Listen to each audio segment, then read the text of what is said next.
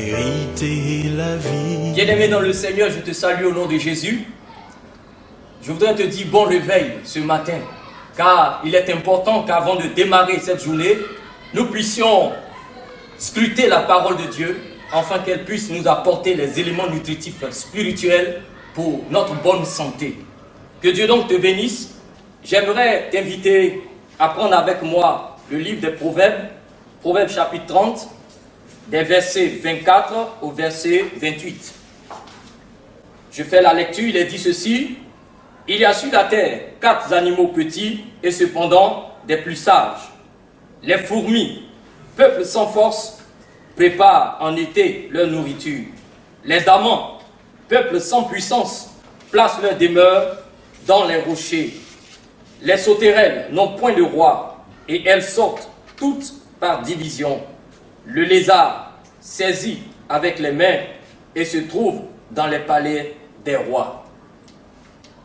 La pensée ce matin que je voudrais développer est la suivante. En ces temps de crise, appliquons nos cœurs à la sagesse. Les proverbes ont toujours été la sagesse révélée qui aide le peuple à pouvoir affronter les réalités de la vie. Face aux problèmes, aux circonstances que nous connaissons aujourd'hui, nous aimerons que ce livre des Proverbes puisse nous aider à pouvoir avoir une bonne attitude afin de jouir des grâces du Seigneur.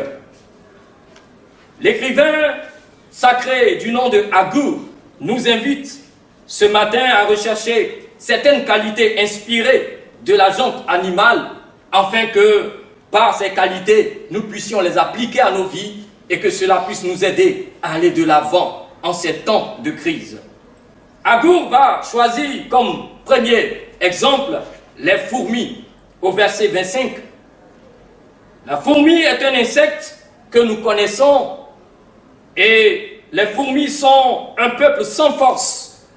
Ils peuvent être facilement écrasés. Mais Agur va relever une qualité très importante. C'est la qualité de la planification, la qualité de la prévoyance. Le Seigneur voudrait au travers de cette pensée d'Agur que toi et moi, nous sachions planifier notre temps, nous sachions planifier l'occasion que le Seigneur nous donne de pouvoir nous rapprocher de lui. Le Seigneur voudrait que là où tu te tiens, qu'il y ait confinement ou pas, tu puisses exploiter ce temps afin que chaque jour, il puisse parler à ton cœur. Chaque jour, par son esprit, il puisse se révéler à toi. Cher ami, ce matin, si tu t'es réveillé, c'est une occasion de porter regard sur la parole de Dieu. Applique ton cœur à la sagesse, afin que cette sagesse puisse faire de toi un enfant bienheureux du Seigneur. Alors, que pouvons-nous retenir de l'exemple de la fourmi? Par le Saint-Esprit, appliquons nos cœurs à la sagesse en menant une vie de prévoyance dans les différents aspects de nos vies. Oui, la prévoyance est importante. La prévoyance dans la gestion de tout ce que nous possédons comme bien.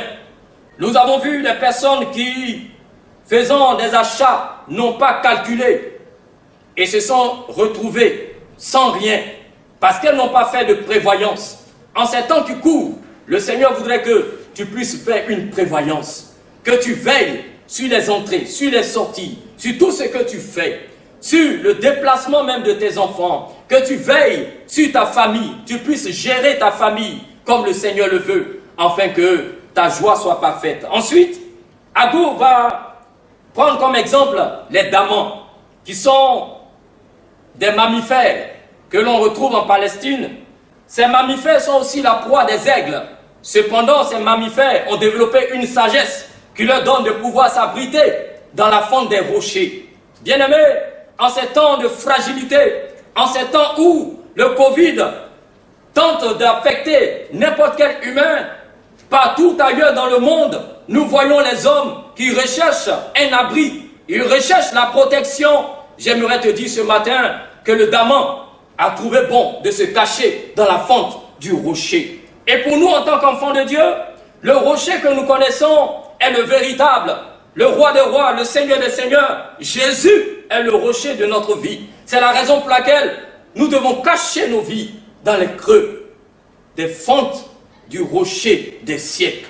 Bien-aimé, le Seigneur voudrait ce matin que tu aies confiance en lui, que tu puisses séréniser ta vie dans les creux de ses mains. Alors, en ces temps de crise, appliquons nos cœurs à la sagesse en cachant nos vies et celles de notre famille en Christ Jésus, notre rocher. L'avant-dernier exemple, ce sont les sauterelles, qui sont des insectes que nous connaissons.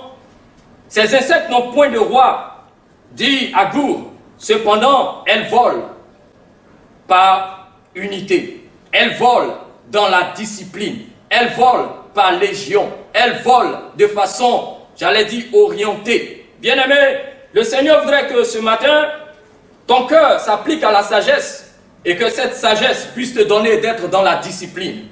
Discipline en ayant une attitude de respect envers les consignes qui sont données par nos responsables ecclésiastiques, également par nos dirigeants du gouvernement. Le Seigneur voudrait que ton cœur soit un cœur obéissant, un cœur discipliné, un cœur qui demeure dans l'unité.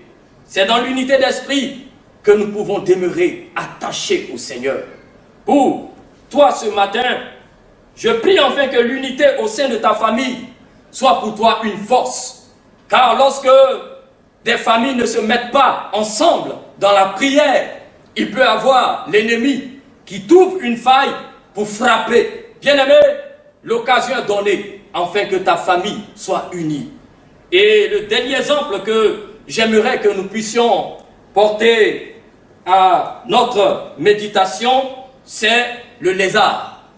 Le lézard qui est un reptile à 4 pattes, le lézard qui n'a pas de force, le lézard qui grimpe, le lézard qui saisit par les mains, mais qui trouve son refuge dans les palais des rois. Bien-aimé, comme moi, recherche le refuge du Seigneur, le palais du roi, le roi des rois. Saisi par la main, ici, nous interpelle sur la dépendance que nous devons avoir à l'endroit du Seigneur. Nous devons dépendre du Seigneur. Nous devons nous humilier devant le Seigneur. Nous devons marcher en étant orientés par l'Esprit du Seigneur. Le Seigneur voudrait que dans toute ta vie, oui, tu sois dépendant de lui. Et si tu es dépendant du Seigneur, bien-aimé, tu auras l'assurance vie. Tu auras la garantie dans tout ce que tu fais. Ce matin, sois béni, bien-aimé. En ces temps de crise, appliquons nos cœurs à la sagesse par une vie humble et dans la dépendance du Saint-Esprit afin de jouir des grâces du roi des rois. J'aimerais donc que tu puisses retenir ce passage de Jacques 1, verset 5 avec moi. Si quelqu'un d'entre vous manque de sagesse, qu'il la demande à Dieu, qui donne à tous simplement et sans reproche, et elle lui sera donnée. Puisse donc Dieu nous donner d'appliquer nos cœurs à la sagesse, afin qu'elle soit une arme efficace pour jouir des grâces du Seigneur. Prions le Seigneur.